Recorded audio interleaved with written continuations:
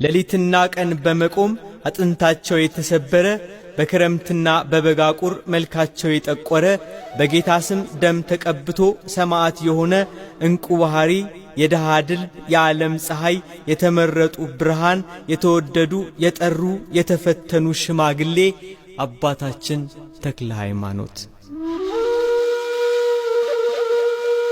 በሸዋ ቡልጋ አካባቢ ደብረ ጸላለሽ ዞራሬ የምትገኘው የኢቲሳ ቅዱስ ሚካኤል ደብር ከዛሬ መልኳ በፊት በደን የታጠረች ጥቂት ጎጆዎች የተቀለሱባት ደሳሳ መንደር ነበረች። በዚህ በኢቲሳ መንደር በክህነት የሚኖር ቤተክርስቲያንን እያጠነ እየቀደሰ የሚያገለግል አንድ ሕጋዊ ካህን ነበር። ጸጋ ዘአብ ይባላል። ባለቤቱ እግዚአብሔርያ ትባላለች። ቅን ደግ በአካባቢው የተመሰገኑ ነበሩ። በየወሩ የቅዱስ ሚካኤልን በዓል ያዘክራሉ። የጋብቻ ፍሬ የአብራካቸው ክፋይ የሆነ ልጅ ግን አልነበራቸውም። ሀብታቸውን ለድሆች እየመጸወቱ የተቸገረውን እያሰቡ ቅዱስ ሚካኤል እንዲያማልዳቸው በመለመን እግዚአብሔር ልጅ ይሰጣቸው ዘንድ ይጸልያሉ። መጋቢት 24 ቀን በቅዱስ ሚካኤል ምልጃ አባታችን ተክለ ሃይማኖት ተጸነሱ። በዚህ ዕለት የአባታችን የተክለ ሃይማኖት እናት እግዚአብሔርያ ራእይ አየች። የብርሃን ምሰሶ ከቤቷ ውስጥ ቆሞ የምሰሶው ራስ ከሰማይ ደርሶ በዓለም ያለ ሕዝብ ሁሉ ነገሥታቱም ጳጳሳቱም በዙሪያው ቆመው እኩሌቶቹ ሲሰግዱለት እኩሌቶቹ እሱን ጥግ አድርገው ተቀምጠው አየች።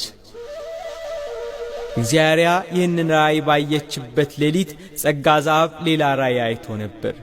ከሚተኙበት አጎበር ስር ፀሐይ ሲወጣ ስፍር ቁጥር የሌላቸው ብሩሃን ከዋክብት በክንፎቹ ላይ ተቀምጠው ለዓለም ሁሉ ሲያበራ እርሱም በራእዩ ተገርሞ ድምፁን አሰምቶ በመደነቅ ያለቅስ ያነባ ነበር።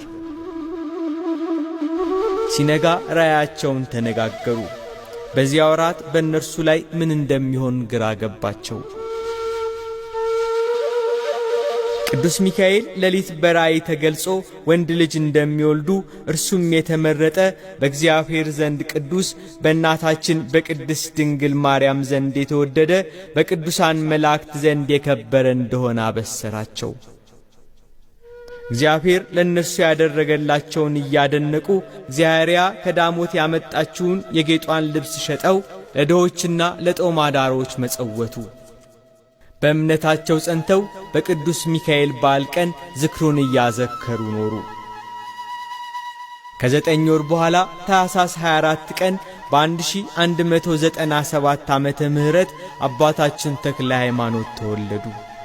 ለኢትዮጵያ ቤተ ክርስቲያን ሐዲስ ሐዋርያ፣ የኢትዮጵያ ፀሐይ፣ የምእመናን አባት፣ የብዙዎች ማረፊያ ሐዋርያው መነኩሴ አባታችን ተክለ ሃይማኖት ተወለዱ።